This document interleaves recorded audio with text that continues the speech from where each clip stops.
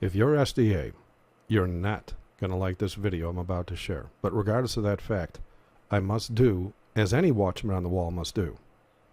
Check this out. All right, I'm going to close here with a question from a Facebook poster. We invited people on our Facebook page to suggest questions for you. And this one came from Victor Rausch.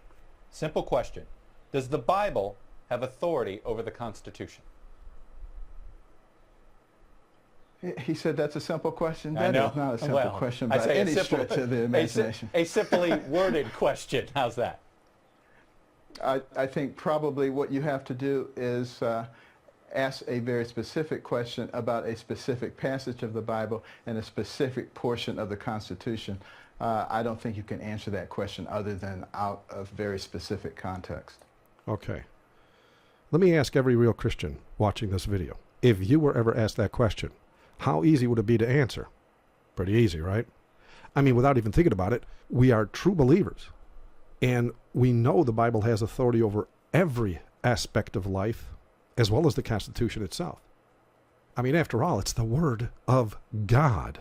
It's not some book filled with suggestions and possibilities for political rules and regulations. For this man to say it's not a simple question is to admit he is not a Christian that has allowed Jesus Christ to be the true Lord of his life.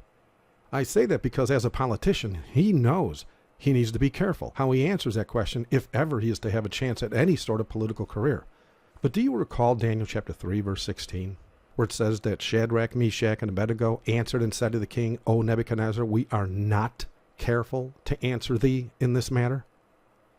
I mean, they were asked, just like Ben Carson was just asked, to deny their God. But they didn't have to be careful how they answered that question, did they?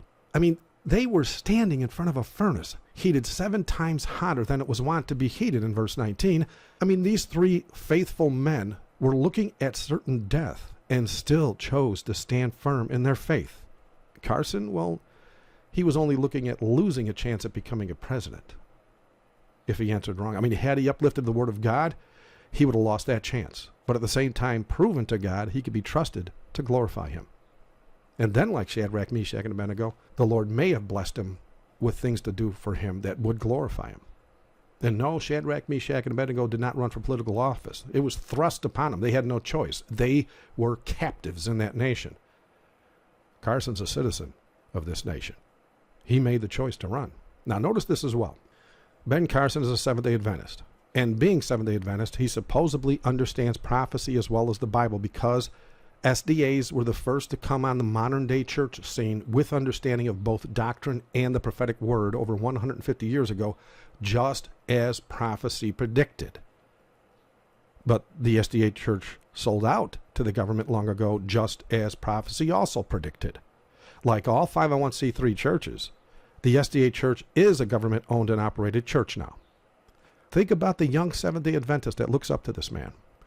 He is watching him. And as a young Seventh-day Adventist, he sees him as a leader in the church. And he is seeing him place the Bible on the back burner to further his career. I mean, notice this as well. The Seventh-day Adventist Church claims to be in agreement with the Bible and the spirit of prophecy. Both books declare openly that Christians should never run for political office, because in so doing, you will eventually have to make an open profession of faith against the God you claim to obey. Because all U.S. presidents believe and their fruits confirm they must and will lie and must and will kill to be able to stay in office. Ben Carson just openly denied Jesus Christ as Lord on national television with his statement regarding the Bible and the Constitution. But that was to be expected all along because the General Conference of the Seventh-day Adventist Church never told this man not to run for political office, and they most assuredly never rebuked him for throwing his hat in the ring for the office of president in the first place. They had well over a year to counsel this man when he was making political statements on every news channel in the nation. But nary a pastor could be found to help this man back on the path. It is by their fruits ye shall know them. The SDA church and leaders in that church, like all those that declare Allah is God, or homosexual marriage is okay, or women can become conference presidents as well as church pastors, or keeping the Sunday Sabbath in the SDA church is no big deal, and now a political leader in the Seventh-day Adventist Church is claiming there are times that the Holy Bible does not have authority over a nation's constitution. If you're in the SDA Church, you need to see this website when you get a chance. If you stay in, may God have mercy on your soul.